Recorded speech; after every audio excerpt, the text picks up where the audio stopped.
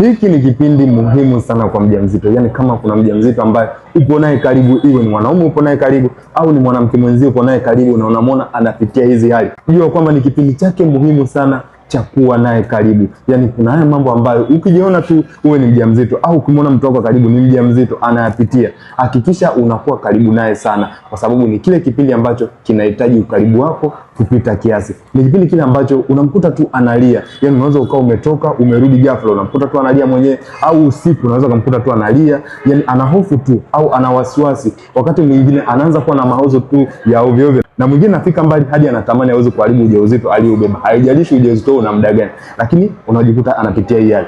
Kuwa naye karibu sana, ni kipindi cha muhimu sana kwake. Lakini pia kipindi ambacho anatamani hata kwenda kuona ndugu zake, ukienda kumtembelea anajisikia kama vile ni mpweke, labda alikuwa ameshazoea kutoka, lakini kipindi hiki anaanza kujisikia kama vile ni mpweke. Ni kipindi ambacho kinahitaji aidha kama ni mwenza au ni mtu wake wa karibu awe naye karibu sana. Anaanza kujipandikizia hisia za kwanza kujishukia mwenyewe. Yaani anajiona huenda labda anaanza kunenepa.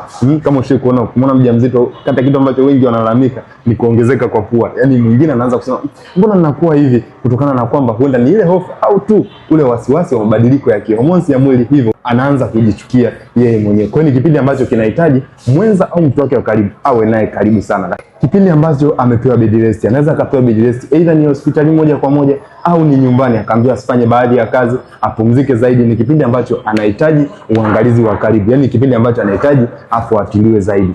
Kipindi ambacho anachagua chakula, yaani kuna wakati ambao anachagua ile chakula fulani, lakini akichagua kile chakula kikaja unamuona tena anashindwa kula na anajitahidi, inakuwa kwake ni changamoto. Ni kipindi ambacho anahitaji mtu awe naye karibu sana, kwa sababu ni mabadiliko ambayo ni ya kawaida kabisa kwa ujauzito, lakini kwa sababu hajawahi kuyazoea lazima tu atajikuta anatengeneza hali ya hofu. Kwa hiyo inahitajika mtu aweza kumshauri na kumwambia kwamba ni hali za kawaida, apige tu moyo konde na atafanikiwa tu kujifungua. Kipindi ambacho anaumwa mara kwa mara, yaani mwezio akienda kufanya kliniki anaambiwa kwamba ana UTI, akirudi anaambiwa na malaria, akirudi anaambiwa sio ana changamoto gani. Yaani kipindi hiki cha ujauzito tu anakiona kama vile hastahili yeye kuumwa mara kwa mara kutokana tu na mabadiliko ya kimwili. Ni hali ambazo zinaweza zikamtokea na asimaanishe kwamba ana changamoto yoyote. Kwa hiyo anahitaji mtu wa karibu zaidi wa kuweza kumsimamia, lakini pia kumshauri tu ni kipi aweze kufanya. Kipindi ambacho anaanza kupoteza hisia, yaani na hisia hizi kwa wengi huwa inakuwa anakosa zile hisia za tendo la ndoa.